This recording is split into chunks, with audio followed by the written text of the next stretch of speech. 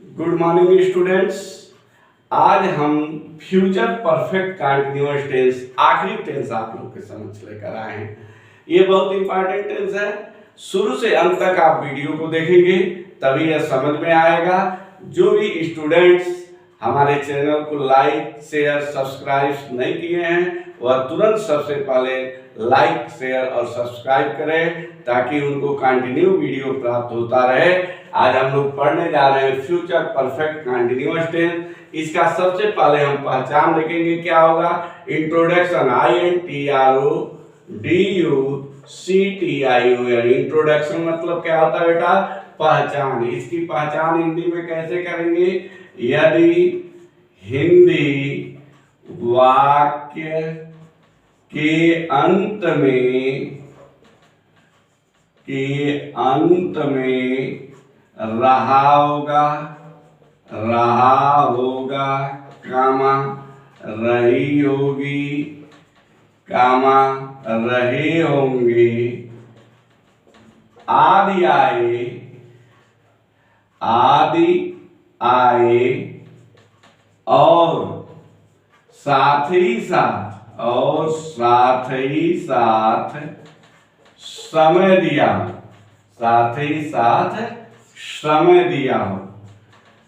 दिया हो तो वह वाक्य फ्यूचर परफेक्ट कंटीन्यूअस टेंस में होगा। आपसे कोई पूछे फ्यूचर परफेक्ट कंटीन्यूअस टेंस की हिंदी में क्या पहचान है तो आप कहेंगे यदि हिंदी वाक्य के अंत में रहा होगा रही होगी रहे होंगे आदि आए और साथ ही साथ ये ध्यान रहे साथ ही साथ समय दिया हो तो वह वाक्य फ्यूचर परफेक्ट कंटीन्यूअस टेंस में होगा। जैसे वह 2 बजे से पढ़ रहा होगा। देखिए अंत में रहा होगा आया है, यहाँ 2 बजे समय दिया है। नेक्स्ट देखिए सीता सुबह से पढ़ रही होगी। देखिए रही होगी आया और सुबह, तो आप देख रहे हैं जो भी एग्जाम्पल है अंत में रहा होगा रही होगी रहे होंगे और साथ साथ क्या दिया हो, समय दिया हो, तो वह कौन सा टेंस होगा, फ्यूचर परफेक्ट कंटीन्यूअस टेंस होगा। इसकी अब हेल्पिंग वर्ब हम देखेंगे क्या होगी। अब देखिए हम लोग पढ़ने जा रहे हैं हेल्पिंग वर्ब। क्या बेटा पढ़ने जा रहे हैं, हेल्पिंग वर्ब। किस टेंस की हेल्पिंग वर्ब आप पढ़ने जा रहे हैं, फ्यूचर परफेक्ट कंटीन्यूअस टेंस की। इसकी हेल्पिंग वर्ब क्या होगी, विल हैव बीन तथा शैल हैव बीन। आपसे कोई पूछे what is the helping verb of future perfect continuous tense तो आप क्या कहेंगे, विल हैव बीन और शैल हैव बीन। क्लियर है। अब आती है फाइनाइट वर्ब, मुख्य क्रिया, मेन वर्ब जिसे कहते हैं। जब रहा है रही है रहे हैं, रहा था रही थी रहे थे, रहा होगा रही होगी रहे होंगे, अतः कंटीन्यूअस वर्ड आ गया तो वर्ब का फर्स्ट फॉर्म प्लस आईएनजी। तो इसमें V1 प्लस आईएनजी। मैं बार बार कहता हूं कंटीन्यूअस टेंस जो भी होते हैं उसमें आईएनजी फॉर्म लगता है। आपसे कोई पूछे फ्यूचर परफेक्ट कंटीन्यूअस टेंस की हेल्पिंग वर्ब क्या है तो will have been shall have been और फाइनाइट वर्ब कौन सा फॉर्म यूज होगा, वर्ब का फर्स्ट फॉर्म प्लस आईएनजी। अब हम लोग पढ़ेंगे अफर्मेटिव सेंटेंस। क्या पढ़ेंगे, अफर्मेटिव सेंटेंस का ट्रांसलेशन कैसे बनाएंगे। अब देखिए बार बार मैं कहता हूं helping verb finite verb change होती है, रूल वही है। सबसे पहले सब्जेक्ट जो भी रहेगा उसकी इंग्लिश लिखेंगे। उसके बाद हेल्पिंग वर्ब जो होगी उसको हम नोट करेंगे, विल हैव बीन या शैल हैव बीन, देख रहे हैं आप लोग। उसके बाद क्या करेंगे, हेल्पिंग वर्ब के बाद क्या नोट करेंगे, वर्ब का फर्स्ट फॉर्म प्लस आईएनजी। उसके बाद क्या नोट करेंगे, ऑब्जेक्ट। उसके बाद क्या नोट करेंगे, कंप्लीमेंट। उसके बाद क्या नोट करेंगे, सिंस या फॉर, सिंस या फॉर। और उसके बाद टाइम। दिख रहा है सभी लोगों को। अब कुछ लोग ये जो रेगुलर है वो समझ रहे हैं, सिंस का प्रयोग निश्चित समय के लिए होता है और फॉर का प्रयोग अनिश्चित समय के लिए होता है। अब देखिए, वह 2 घंटे से मंदिर में पूजा कर रहा होगा। देखिए दिया है रहा होगा, 2 घंटा दिया है, अफर्मेटिव सेंटेंस है, तो कौन सब्जेक्ट हम क्या लिखेंगे, वह की स्पेलिंग ही। देखिए ही के साथ क्या लगेगा, helping verb, will have been. Clear है कि नहीं है। अब देखिए वर्ब का फर्स्ट फॉर्म, पूजा कर रही होगी तो आईएनजी लगा दिए, वर्शिपिंग, वर्शिपिंग, WORSHIPING, वर्शिपिंग। कहाँ कर रही होगी, में, मंदिर में, इन द टेम्पल। अब देखिए सिंस फॉर्म में क्या लगाएंगे, 2 घंटा अनिश्चित है तो फॉर 2 आवर्स। 2 घंटा अनिश्चित है इसीलिए यहां पर हमने फॉर 2 आवर्स लगाया। अब देखिए हम लोग निगेटिव सेंटेंस पढ़ने जा रहे हैं। निगेटिव, अब देखिए इसी में गलतियां होती है, आपको इसी में ध्यान देना है। क्या देना है, सबसे पहले आप सब्जेक्ट जो भी होगा उसकी इंग्लिश लिख लेंगे। उसके बाद helping verb will not have been, will not have been या शैल नॉट हैव बीन, यही ध्यान आपको देना है। विल के बाद नॉट लगेगा तब हैव बीन, यही परीक्षाओं में गलतियां आप करते हैं। शैल के बाद नॉट लगाएंगे तब हैव बीन। स्टूडेंट क्या करता है, ये नॉट यहां लगा देता है जिसकी वजह से गलत हो जाता है। उसके बाद क्या करेंगे, वर्ब का फर्स्ट फॉर्म प्लस आईएनजी। उसके बाद क्या करेंगे, ऑब्जेक्ट। उसके बाद क्या आप करेंगे, कंप्लीमेंट। उसके बाद सिंस या फॉर, सिंस या फॉर जो लगेगा, और अंत में बेटा टाइम, जो भी समय दिया रहेगा उसकी हम इंग्लिश लिखेंगे।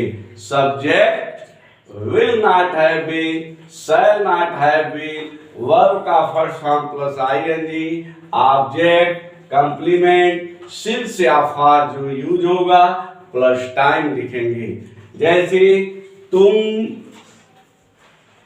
2 दिन से कविता याद नहीं कर रहे होगे। देखिए निगेटिव सेंटेंस है, 2 दिन भी आया है, रहे होंगे, इसका मतलब फ्यूचर परफेक्ट कंटीन्यूअस टेंस में आया है। कौन नहीं याद कर रहा होगा, तुम की spelling you will not have been. Clear हो गया। देखिए विल के बाद हमने नॉट लगा दिया। वर्ब का फर्स्ट फॉर्म प्लस आईएनजी, याद नहीं कर रहे होगे, लर्निंग, या LEARNING, learning the poem, poem माने कविता। अब 2 दिन निश्चित है कि अनिश्चित, अनिश्चित है, फॉर 2 days। तो कह रहा है तुम 2 दिन से कविता याद नहीं कर रहे होगे। You will not have been learning the poem for 2 days। अब हम लोग पढ़ेंगे इंट्रोगेटिव नेगेटिव सेंटेंस।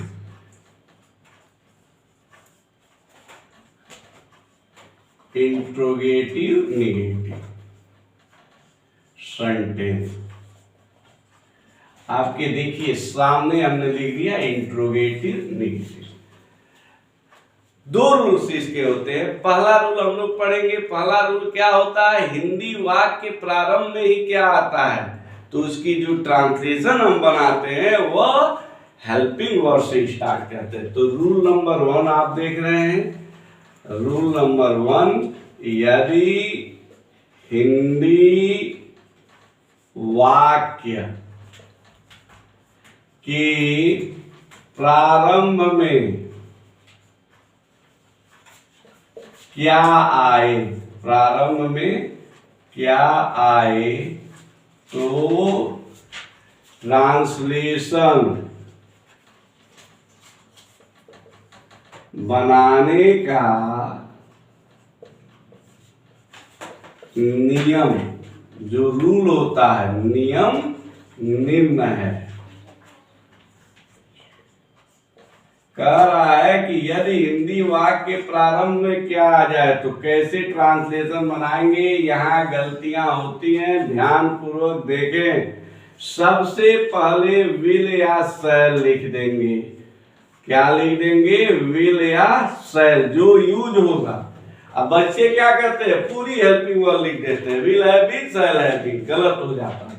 उसके बाद क्या लिखेंगे बेटा, सब्जेक्ट। क्या आप लिखेंगे, सब्जेक्ट, जो भी करता हो। उसके बाद क्या लिखेंगे, यदि नॉट रहेगा तो नॉट का प्रयोग करेंगे, नहीं तो नहीं। मैं बार बार कह रहा हूं, इंट्रोगेटिव निगेटिव है तो नॉट रहेगा, और केवल इंट्रोगेटिव है तो नॉट नहीं रहेगा। इसके बाद जो शेष हेल्पिंग वर्ब आपकी बची है बीन, उसको नोट कर लेंगे। उसके बाद क्या करेंगे, वर्ब का first form plus I N G, verb का फर्स्ट फॉर्म प्लस आईएनजी। उसके बाद क्या करेंगे, ऑब्जेक्ट, उसके बाद ऑब्जेक्ट। उसके बाद क्या करेंगे, कंप्लीमेंट, जो वाक्य को पूरा करता है। उसके बाद क्या करेंगे, सिंस या फॉर। और उसके बाद टाइम, जो भी समय दिया रहेगा उसकी इंग्लिश। और अंत में क्या करेंगे, क्वेश्चन मार्क अवश्य लगाएंगे। ठीक है, समझ में आ रहा है। हाँ। मोहन सुबह से सो रहा होगा। देखिए क्या से स्टार्ट है कि नहीं, तो क्या की जगह पर विल शैल में से क्या यूज करेंगे बेटा, विल। क्या यूज करेंगे, विल। क्या करेंगे, विल। अब देखिए सब्जेक्ट कौन है, मोहन। कौन सब्जेक्ट है, मोहन। अब देखिए नहीं शब्द इसमें नहीं है तो नॉट का प्रयोग नहीं करेंगे। अब हैव बीन लगाएंगे, मोहन हैव बीन। अब देखिए वर्ब का first form plus I N G, verb क्या है, सो रहा होगा, यही ना। सोना का क्या होगा, स्लीप, स्लीप में आईएनजी, स्लीपिंग। क्या है, स्लीपिंग, सो रहा होगा। अब देखिए कंप्लीमेंट तो है नहीं, अब समय आ गया। समय सुबह निश्चित होता है कि अनिश्चित होता है, निश्चित होता है। इस समय सुबह नहीं होगा, बोलो, तो निश्चित होता। तो यहाँ क्या करेंगे, सिंस लगाएंगे। क्या लगाएंगे, सिंस। सुबह की स्पेलिंग क्या होगी, मॉर्निंग। गुड, क्या होगी, मॉर्निंग। अब क्वेश्चन मार्क लगा देंगे। क्लियर है। अब देखो हम लोग पढ़ेंगे रूल नंबर 2। क्या पढ़ने जा रहे हैं, हाँ, यदि हिंदी वाक्य के बीच में, हिंदी वाक्य के बीच में क्वेश्चन वर्ड आए, क्या आए? क्वेश्चन वर्ड आए तो ट्रांसलेशन बनाने का नियम निम्न है।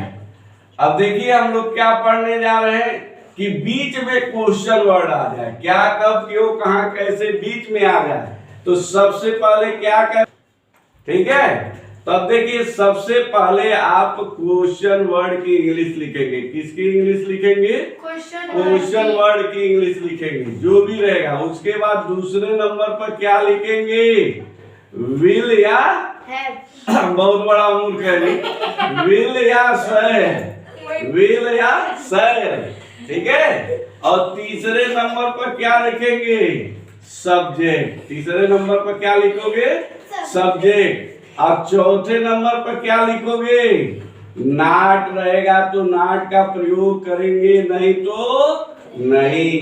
और पांचवें नंबर पर क्या होगा? ऑब्जेक्ट होगा। हाँ क्या होगा? तुम बताओ क्या होगा? Have been. क्या होगा? सबसे इंटेलिजेंट स्टूडेंट हैव बीन। हाँ ये सब मूर्ख है। हैव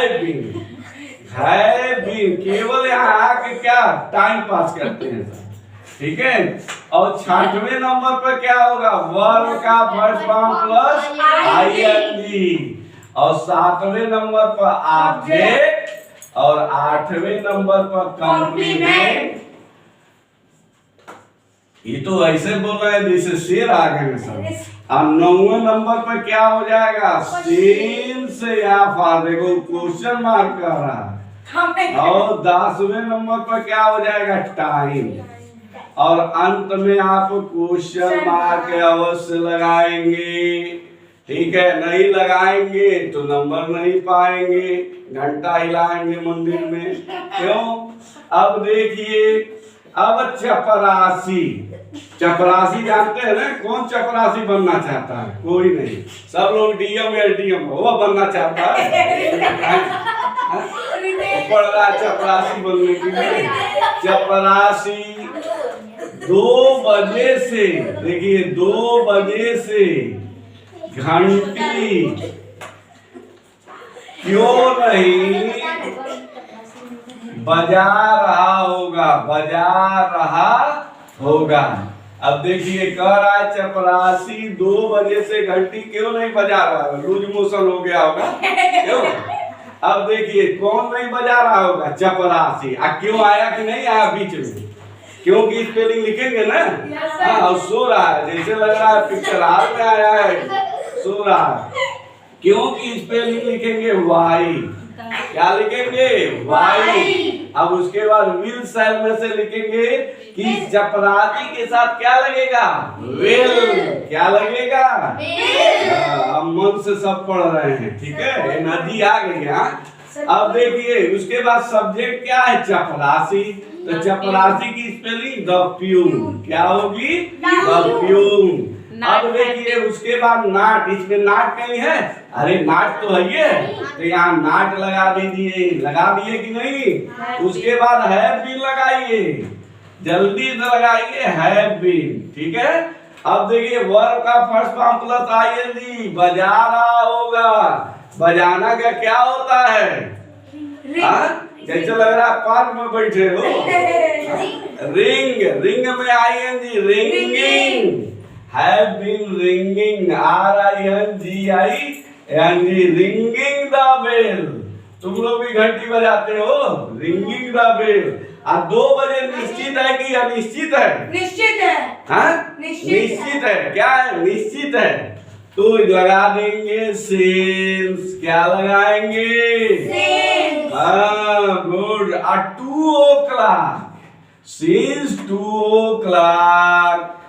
उसके बाद क्वेश्चन मार्क लगा देंगे, क्रीम पाउडर जैसे आप लगाते हैं। अब देखिए एक कंप्लीट हो गया tense. Future perfect continuous tense हम लोगों ने कंप्लीट कर लिया। सभी छात्रों को मैंने 12 टेंस पढ़ाया। 12 टेंस 1 by 1 करके हमने पढ़ाया। और आप लोगों ने भी पढ़ा। अब इसके बाद हम ग्रामर के दूसरे स्टेप को लेकर आएंगे। जो लोग भी हमारे चैनल को सब्सक्राइब, लाइक और शेयर नहीं किए हैं वह सब्सक्राइब करें, लाइक करें, शेयर करें, क्योंकि उनको कंटिन्यू वीडियो प्राप्त होता रहे। ओके।